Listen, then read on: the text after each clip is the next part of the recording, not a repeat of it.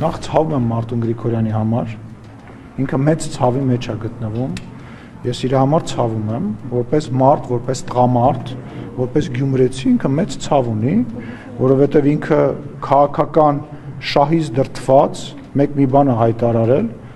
ասում էր մեր մեջ արուն կա, սենց բան են ասում, դրա տեսանյութը կա եւ դրանից հետո պաշտպանել է Վարդան Ղուկասյանի թեկնածությունը քաղաքական միտումներից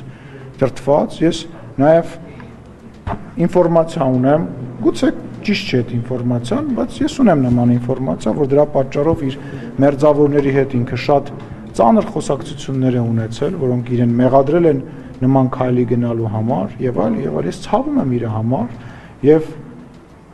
կարծում եմ իրան պետք է այս փուլում հանգիստ թողնել, որ իր վերքերը չցավա, որովհետեւ իր վերքերը շատ երկար է ցավալու, իսկ Հայաստանի Հանրապետությունում, Գյումրիում, Երևանում իշխանությունը ժողովուրդն է, Վարդանիկը չի, որովիցե Ալենը չի, որովիցե մեկը չի, Հայաստանի Հանրապետության ժողովուրդն է, Հայաստանի Հանրապետության ժողովուրդը իր ընտրությունը կատարում է դիմերում, համապետական ընտրություններում եւ դա արտահայտված է։